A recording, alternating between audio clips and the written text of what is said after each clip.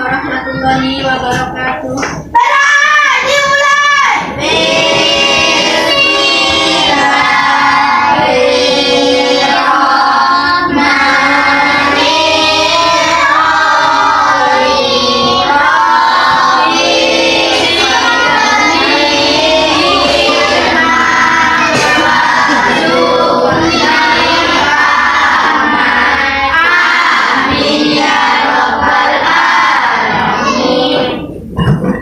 Silakan Chelsea, kita pimpin lagunya. Ya, semuanya berdiri.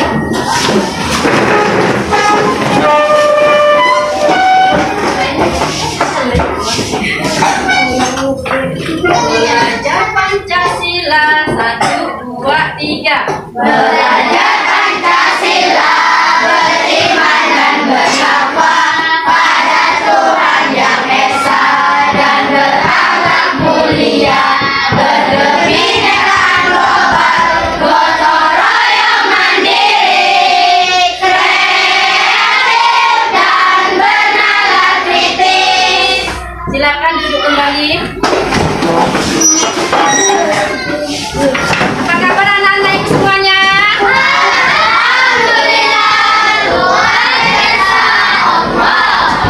Alhamdulillah sehat semuanya ya. Coba dicek teman-temannya, ada yang tidak hadir hari ini? Ada yang ngirim surat ke ibu tadi tidak hadir, dia sakit. Semoga kita doakan cepat sehat ya. Nah, sekarang anak-anak ibu sudah cantik dan rapi, sudah ganteng semuanya. Sudah mandi tadi pagi? Sudah sarapan? Nah, seharusnya kita berangkat ke sekolah biar tambah siap. Kita berangkat semangat, kita berangkat ya dengan gizi yang sehat. Kita harus sarapan, kita dapat kekuatan, kita bisa belajar fokus dengan sarapan pagi di rumah. Nah, semangat pagi.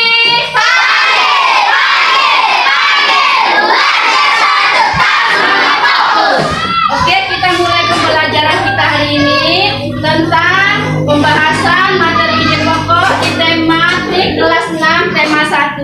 Silakan dibuka bukunya, nama ibu semuanya. Tema 1.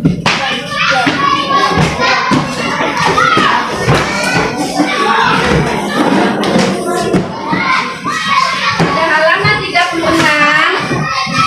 kita belajar tentang menentukan ide pokok paragraf. Nah, anak-anak ibu tanya kembali pembelajaran kita kemarin tentang ide pokok. Coba siapa yang masih ingat apa itu ide pokok? Siapa yang masih ingat apa itu ide pokok? Saya, Bu. Iya, bagus. Adia, apa ide pokok? Ide pokok adalah gagasan atau sebuah paragraf. Oke, ada yang mau melengkapi? Ide pokok itu apa? Ide pokok adalah gagasan atau pikiran utama dalam sebuah paragraf. Bagus sekali ya. Jadi untuk menentukan ide pokok kita sudah belajar tentang paragraf deduktif, paragraf induktif, dan paragraf campuran. Ada yang tahu cara menentukan ide pokok kalimat utamanya? Ya?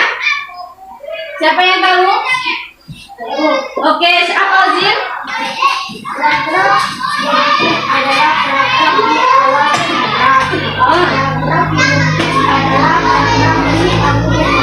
Kalimat utamanya di akhir. Karena campuran adalah paragraf kesimpulan kalimat utamanya menjadi ide pokok utama. Bagus sekali ya. Kita bisa melihat untuk menentukan ide pokok paragraf bisa di awal, di akhir, dan paragraf campuran merupakan kesimpulan dari kalimat utama. Jadi bisa kita tentukan dulu kalimat utamanya, baru kita ringkas apa isi ide pokok dalam sebuah paragraf. Nah, di sini kita lanjutkan pembelajaran kita hari ini, tumbuhan sumber kehidupan. Jadi ikut tanya dulu, anak-anak itu perasaannya bagaimana hari ini? Baik. Senang nggak hari ini perasaannya? Ya. Ada yang merasa sedih hari ini? Ya. Nah, coba kita senyum dulu, ya, senyum semuanya. Tarik nafasnya, keluarkan. Tarik lagi, keluarkan. Sudah rileks belum? Sudah merasa santai belum?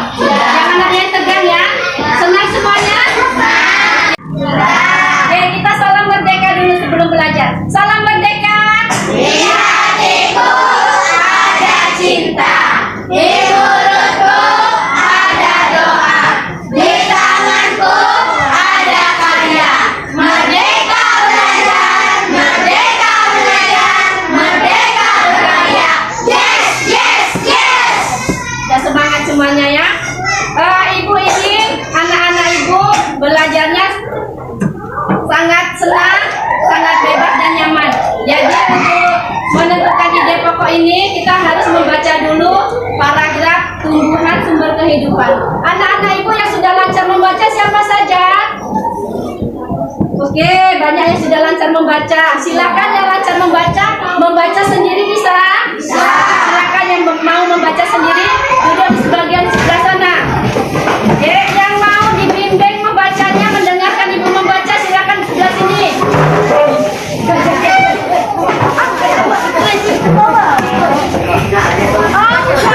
Tiga. Sudah berkelompok yang pintar membaca di sini? Tujuan pembelajaran kita hari ini kita membaca wacana, menentukan ide pokok dan nanti bisa mengembangkannya sesuai dengan bahasa kalian sendiri ya. Anak-anak ibu yang pintar membaca, silakan dibaca ide pokok wacananya tumbuhan sumber kehidupan, dibaca dalam hati. Silakan ya, ibu membimbing yang mau mendengarkan bacaan ibu. Anak-anak ibu yang mau dibacakan, silakan dengarkan apa yang ibu bacakan. Dan anak-anak ibu yang senang untuk bisa menirukan, ya, menirukan gerakan ibu, dipersilakan untuk ikut menirukannya ya. Tumbuhan sumber kehidupan. Indonesia adalah negara kepulauan yang terletak di garis khatulistiwa. Indonesia memiliki dataran tinggi, dataran rendah, dan perairan. Itu ada di paragraf ke-1 ya. Paragraf kedua. Dataran rendah adalah daratan yang memiliki ketinggian 0 sampai 200 meter di atas permukaan laut. Hampir semua ibu kota provinsi di Indonesia terletak di dataran rendah. Tumbuhan dataran rendah adalah padi, palawija, dan tebu. Lanjut di paragraf ketiga. Wilayah pantai termasuk dataran rendah. Indonesia memiliki banyak pantai karena negara kita terdiri atas ribuan pulau. Tumbuhan di wilayah pantai adalah kelapa, bakau, dan ganggang. Itu paragraf ke-3. Paragraf ke-4. Dataran tinggi adalah daratan yang luas dengan ketinggian lebih dari 200 meter di atas permukaan laut. Beberapa dataran tinggi di Indonesia adalah dataran tinggi Dieng, Jawa Tengah, dataran tinggi Malang, dan dataran tinggi Tengger, Jawa Timur, dataran tinggi Alas, Aceh, dan dataran tinggi Bone, Sulawesi Selatan. Jenis tumbuhan di dataran tinggi adalah teh, kopi, cengkeh, buah-buahan, dan sayuran. Itu yang keempat. Lanjutnya yang terakhir paragraf ke-5. Dapatkah kamu menemukan jenis tumbuhan lain yang terdapat di dataran tinggi dan dataran rendah? Itu paragraf ke-5. Jadi anak-anak ibu sudah mendengar semua tadi? Paragraf 1 sampai paragraf 5? Nah, untuk anak-anak ibu yang membaca sendiri, sudah selesai membacanya? Bagus sekali. Sekarang ibu punya LKPM, lembar kerja pembelajaran murid. Nah, silakan kalian isi. Ini adalah diagram ide pokok ya di sini. Ada berapa paragraf tadi? 5 paragraf. Tentukan ide pokok dari setiap paragraf. Seperti ini LKPM-nya, ya. Paragraf 1, paragraf 2, paragraf 3, paragraf 4, paragraf 5. Tuliskan ide pokoknya. Yuk silakan.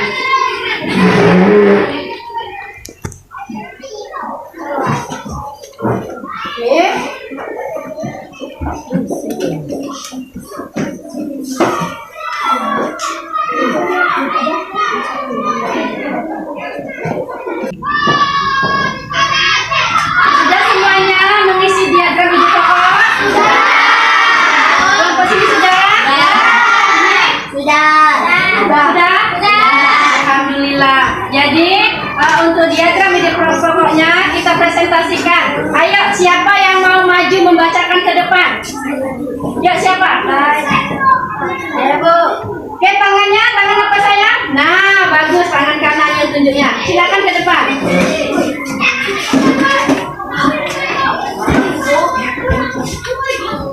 Ya, lanjut.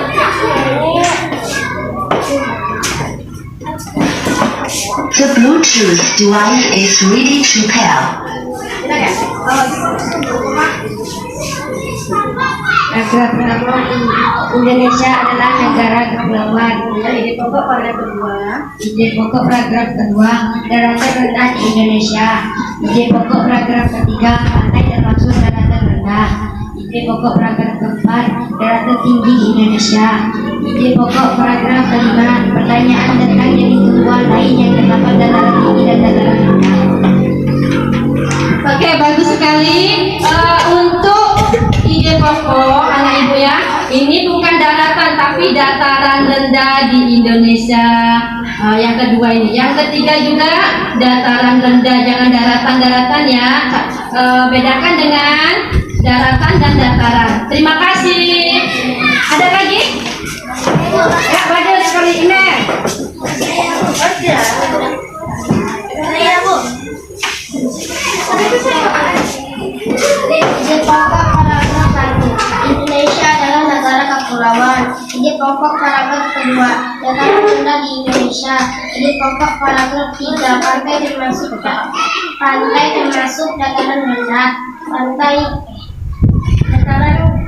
Yang keempat ya. Ide pokok paragraf keempat, dataran tinggi di Indonesia. Ide paragraf 5, pantai jenis tumbuhan lain yang terdapat dataran tinggi dan dataran rendah. Ya, bagus sekali, sudah lengkap dan tulisannya pun sudah bagus ya, sudah tepat. Ada lagi, satu orang lagi? Oke, Putri.